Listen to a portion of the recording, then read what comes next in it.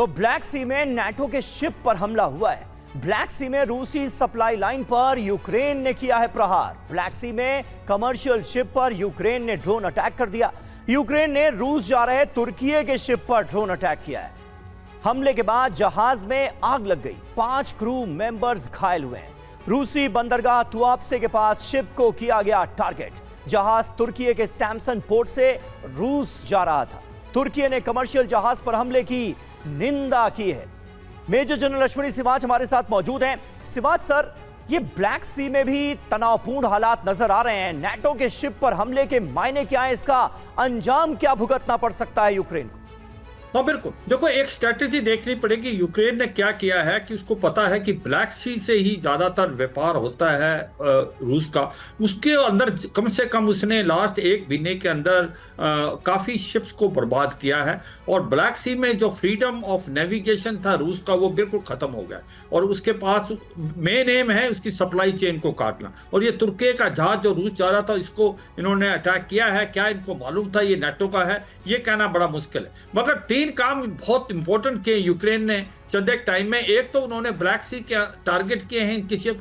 दूसरा जो आप देखें कि उसने एक प्रकार से जो रूस का इंफ्रास्ट्रक्चर के साथ साथ जो एनर्जी सेक्टर है उसको बर्बाद करने की कोशिश की है। जो क्रीमिया है उसको भी उसने बहुत ही टारगेट किया है और क्रीमिया से जो मेन लैंड के लिए जो ब्रिज जाता है करेच ब्रिज उसको भी ऑलमोस्ट नॉन ऑपरेशनल बना दिया है। तो कहने का मतलब यह है कि जो यूक्रेन की स्ट्रेटेजी है कि किसी तरीके से रूस का जो सप्लाई चेन को काटा जाए।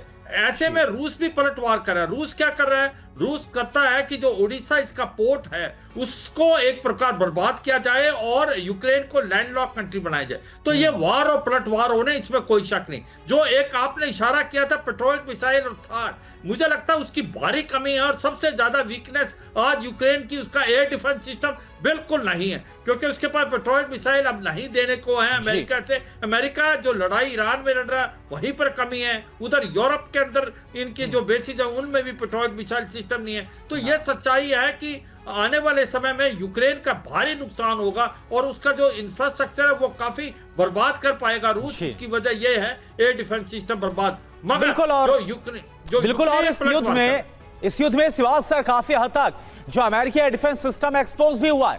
पैट्रियट मिसाइल सिस्टम कैसे फेल साबित हुआ है, चाहे वो ईरान के खिलाफ हो या फिर हम देख रहे हैं जो यूक्रेन को दिए गए रूस के खिलाफ लगातार उनको ध्वस्त किया गया। एक और बड़ी खबर, मॉस्को पर हमले से भड़का है रूस। यूक्रेन पर हमले को लेकर रूस में बैठक हुई है।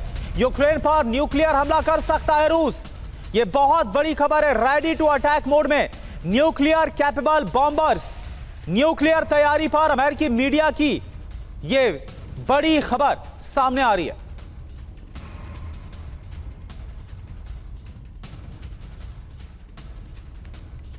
और यूक्रेन पर न्यूक्लियर हमले की कैसे की जा रही है तैयारी, कुछ अहम डिटेल्स हम आपके सामने रखने जा रहे हैं। रूसी रिफाइनरी पर लगातार हमले से रूस बहुत बौखलाया हुआ है, भड़का हुआ है। यूक्रेन पर न्यूक्लियर अटैक करने की योजना बनाई जा रही है रूस में। टैक्टिकल न्यूक्लियर वेपन के इस्तेमाल की संभावना पर चर्चा की जा रही है।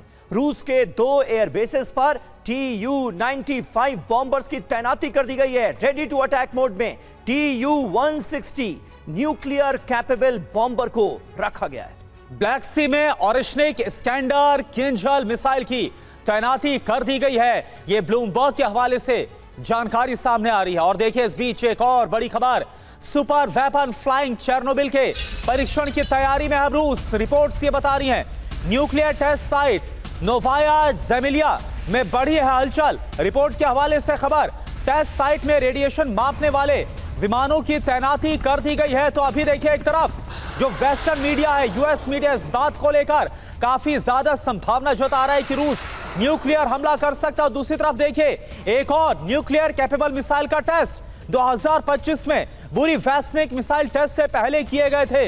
ऐसे ही इंतजाम रूस के सुपर वेपन पर नेक्स्टा की सनसनीखेज रिपोर्ट।